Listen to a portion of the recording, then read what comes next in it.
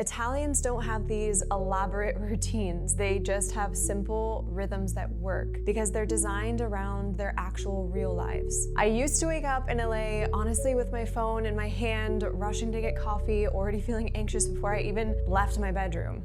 Now I wake up in Italy and my mornings feel completely different. And this is the shift that I learned that I really wanted to show you today. How to build a morning ritual that feels like a warm hug, not like a boot camp or another to-do list. Something that fits into your actual life while moving you toward the life that you actually want. So let's start by getting really honest about where you are right now. When we let time control our lives, even though yes, it creates structure in our lives, and yes, we have jobs where we need to show up on time, or meetings, etc. But like when you let it overconsume you and time becomes something that constantly stresses you out because you feel that you don't have enough time, this is the mentality of lack. It's not the mentality of abundance.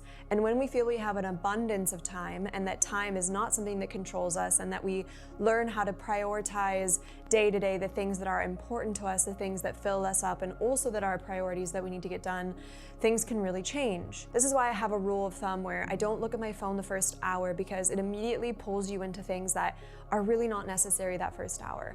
Our bodies are naturally waking up, and there's these specific energies of which our body is switching for awakened essence versus tired essence. And it's so important to give our bodies a little bit of time and structure before we just like allow all the bombardedness of social media, emails, texts from the night, or whatever it may be, to get into our thoughts and our stress.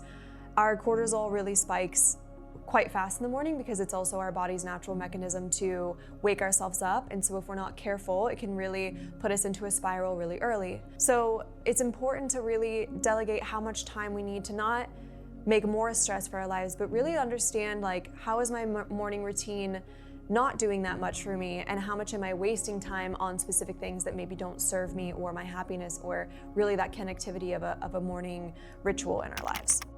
The second most important thing that I love to think about is our space. So what space do you actually have to work with? Do we have a tiny apartment, a shared kitchen, a balcony? And how we're kind of utilizing this space to the best of our abilities to be able to have something peaceful and something that's ours. So for me right now, mine is my coffee table in my living room, but of course it's just me and my partner living here, and he's gone most of the day. So that's an easy space for me to utilize, and I usually don't use it until he leaves. Another creative way, if you do share space with someone, one, you can adjust your rituals and routines based on the other person's schedule when they're either not in the home, or you can also start to communicate boundaries around the importance of having this space at a certain time for yourself, and how you can really find that space and communicate to your family members, your partner, your children, and either one, bring them kind of involved in the tiny space so that you feel they can be a part of it and, expand. Like example, I have a beautiful girlfriend of mine who has 3 kids, and she fell off her routines and rituals.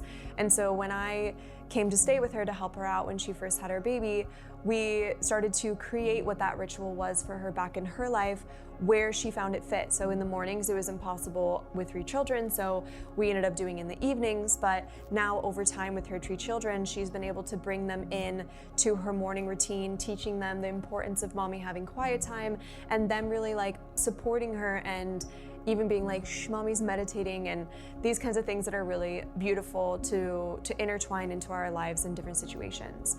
I, of course, love a corner. For a long time, when I was really only having my bedroom space with shared space, I had just a corner that I really loved, that I would sit on the floor with a cushion. I had kind of like an altar and like some of my favorite things there. And that's also a really great way you can utilize small spaces. In Italy, there's a lot of people that work with small spaces here. Small kitchens, no storage, small fridges. But honestly, like what I love about this country is they always make something work, and they're very conscientious about not overconsumption and going to the markets every single day for the food that they need, and they don't get annoyed by basic needs. They really lean into the fact that they need to put effort in. And I feel this is something that we've lost as Americans, because we've really leaned into this overconsumption and convenience part of ourselves, where I feel like in Italy, I've really learned to touch back into all the things that I think are necessities versus over-consuming or being annoyed by things. So I love to go down to my vegetable guy, my butcher, every couple days to gather the items that I need versus feeling like I go one grocery run or of course order all my groceries in, which is extra money. And yes, it's great. It's a great convenience. Not gonna lie, sometimes I miss it when I'm busy, but it does make you more intentional with everything that you're actually doing. Think about your last 5 mornings. How did you actually feel in that time? Were you feeling super anxious, rushed, immediately checking your phone? Did you go straight for the caffeine because you feel like you're super groggy? How was your night routine before that? Did you stay up late? Did you eat late? There's so many specific things that we can look at where we really check in with our energy of where we're really at so that we can try to adjust to be a lot more expansive, fulfilled, calm, less anxious, and of course giving our body the stability that it needs and the groundedness that it needs in order to thrive throughout the rest of the day. For a long time I was drinking coffee, then I switched to matcha, but I would go straight to caffeine, not even give my body time to wake up. I would go straight into a workout. I would go straight to my computer, and I didn't even give my brain the capacity to wake up and feel expansive. And I think the biggest thing for me is that I actually never knew how I felt.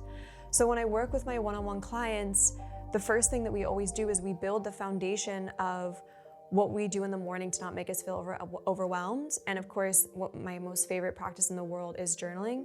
And what I love to start with is super basic. It's just, how do I feel today?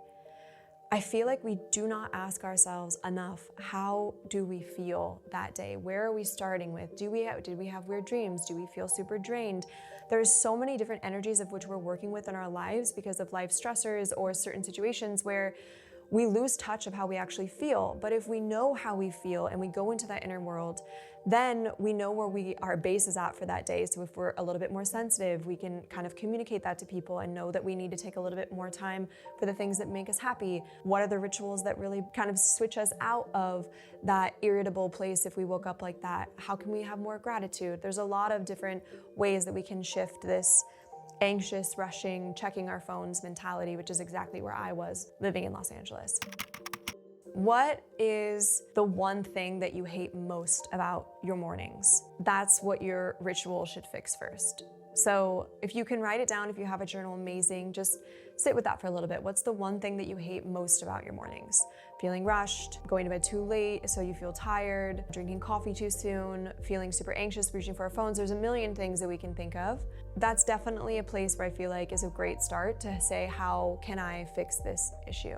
Mine was starting with a 5-minute journaling, and I knew dedicating myself 2 weeks every single day, it would become a habit. And I started so many times and then stopped because I would think of a million other things that I should be doing. And then I finally hit a point where I was like, I have to do this.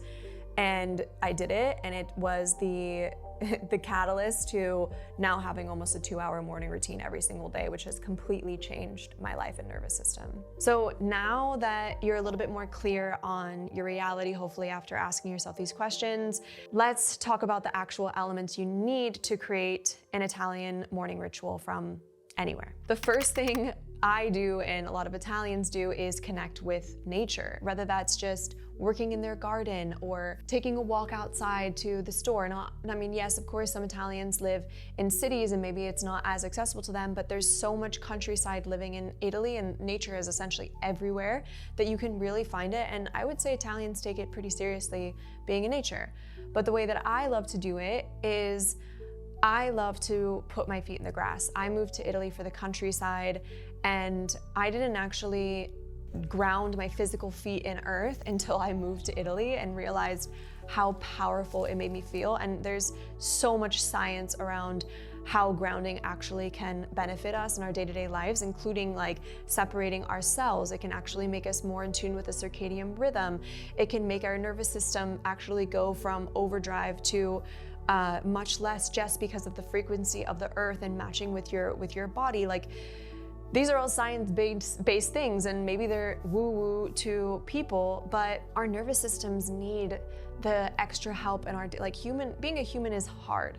Being in a human experience has all of its challenges, and it's not that we're trying to run away from them. It's about learning the tools in our little toolbox that we can open when we have these overwhelmed situations to bring us back to center, because at the end of the day, like, rest equals abundance, grounding equals abundance. And if we all want abundance and more abundance in our lives, what we need is to feel more grounded as human beings, more certain in our life path, more certain in the fact that abundance is available to all of us, not just to people who work harder for it. It doesn't work like that. How we're able to attract, because frequency is definitely, energy is frequency, and frequency and energy, and everything is like, at whatever you radiate outside of your aura is what the universe is going to give back to you. So if you're constantly on your nervous system is like lack and stress, and I don't have enough time, and this, that, and the other, and I have to work harder because, you know, I'm not making enough, all of that is literally the opposite of grounded. And the universe is just going to bring you more chaos, and like maybe a little bit of abundance comes in, but then you don't have the money, and then, or something else comes up and you have a random invoice you have to pay, or whatever it may be.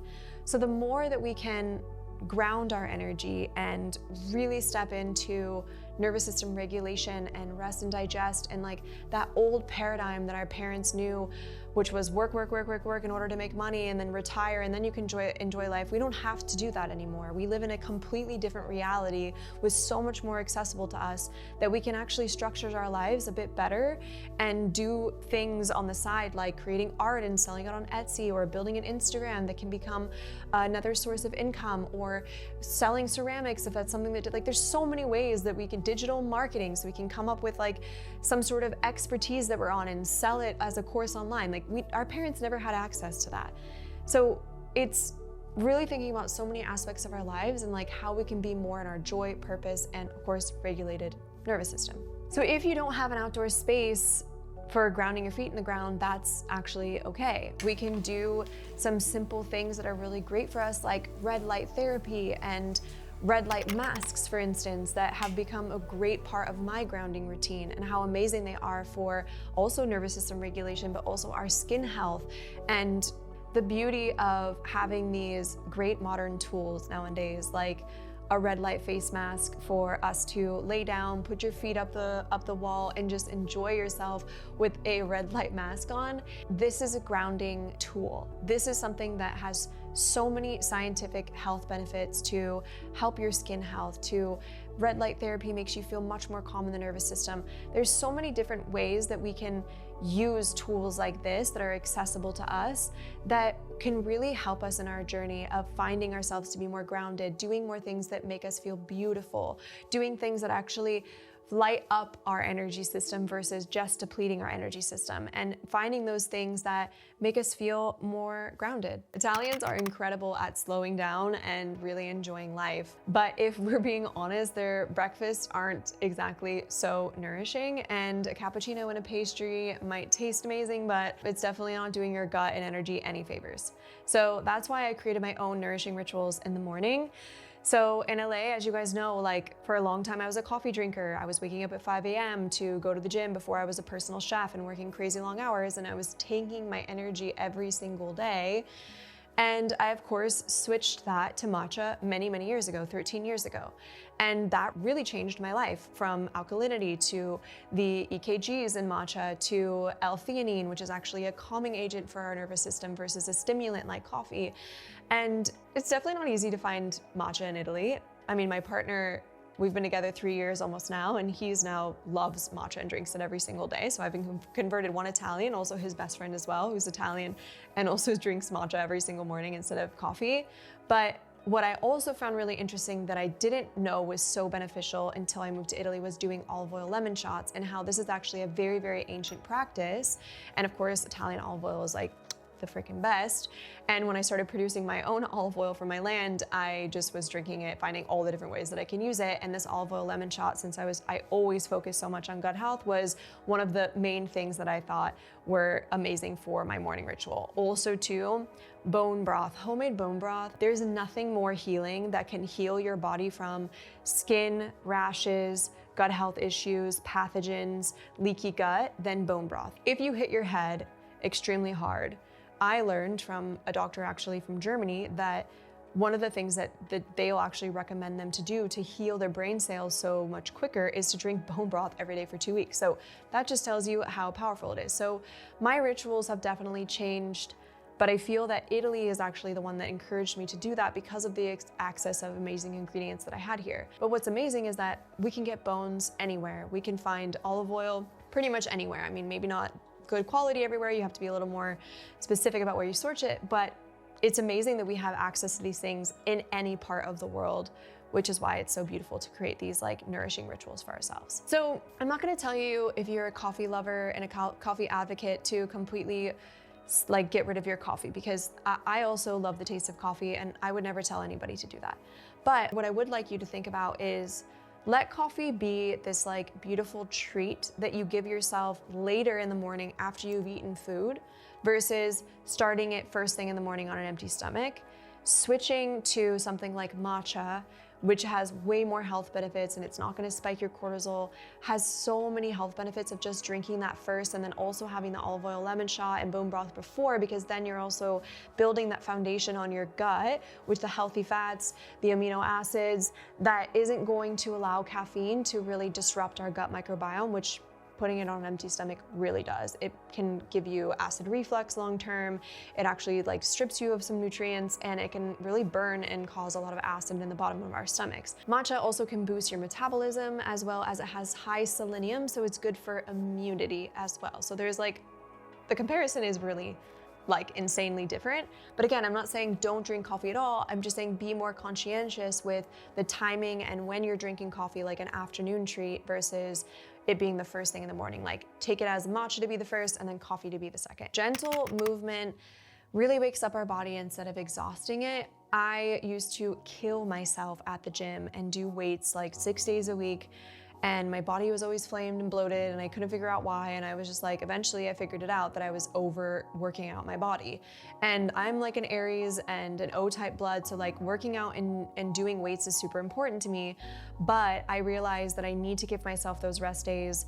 I also have scoliosis, so I can't do like extreme running or anything like that. So I found the low impact workouts that really worked for me, and also prioritize walking much more in my life because that's also so beneficial. Like people underestimate the power of walking and just doing that gentle movement. Sometimes I just do like a gentle yoga flow and open my body and stretch it out, because that's also really important when we're doing weights or we sit at a computer all day, but making sure we have those balances too. And Italians naturally incorporate movement into their morning rhythm like so easy because they walk. They love to walk. Like I see Nonas every day of my life trekking up the craziest hills and stairs with bags of groceries, and I'm just like, it's amazing that they feel empowered to do that, and it's why they end up living so long. I feel like just walking on incline and these things are just so powerful that we need to be doing it literally till forever. I feel like Americans tend to start their day in reactive mode. Phone, emails, news, social media, like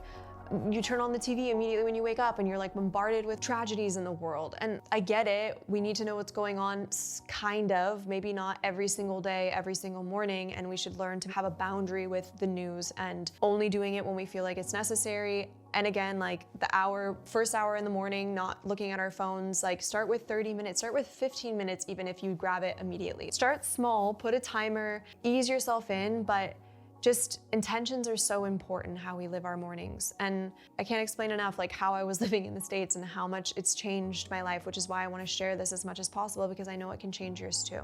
My current practice, again, it kind of changes every single day, but I always journal how I feel. I always have a prayer to pray to the Creator on like what clarity I need right now in my life. I always do gratitude journaling of what am I grateful for right now. And then I usually do a meditation of some sort. Sometimes it's 10 minutes, sometimes it's 30 minutes, sometimes it's 2 minutes. It just depends. And then I love to listen to some sort of wisdom. So I love David Guillaume right now with Kabbalah. He's been amazing with his podcast every week for giving free wisdom. I love listening to Mel Robbins' podcast sometimes when I feel like somebody has a different perspective. I have like different people that I love to tap into. And I learned too that like listening to these words of wisdoms and different perspectives in the mornings can really help us completely change the way that we look at things for the whole rest of the day.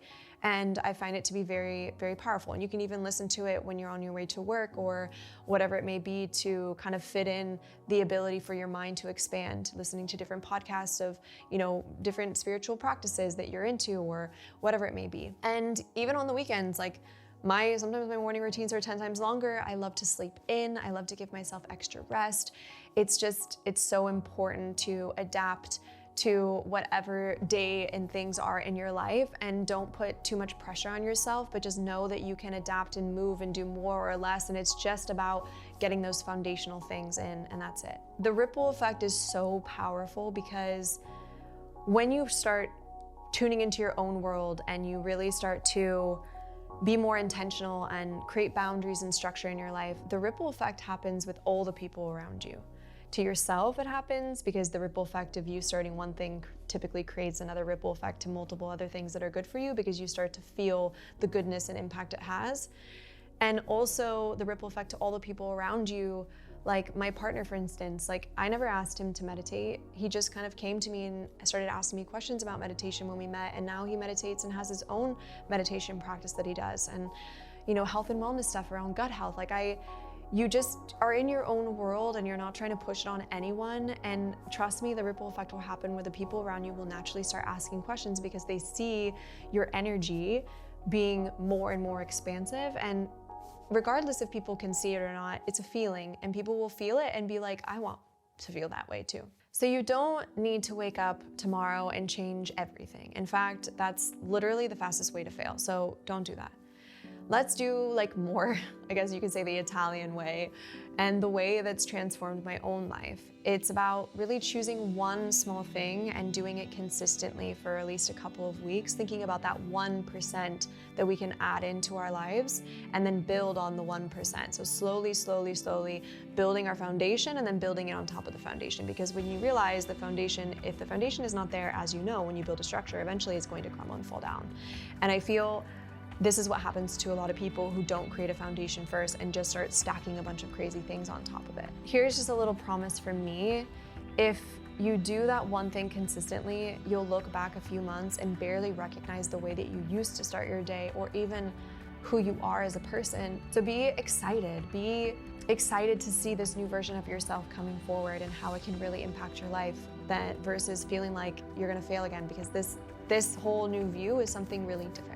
And if this inspired you, let me know in the comments which element you were starting with. And of course, make sure to subscribe to my channel, because that really is what helps me continue to share this knowledge. And of course, if you feel like this can help someone else in their path of a morning routine, please send it to them with so much love, as I would love for them to, of course, be impacted by this video in any small or big capacity. No matter what you're doing, no matter what's happening in your life, I hope that this can change and inspire you. See you in the next one.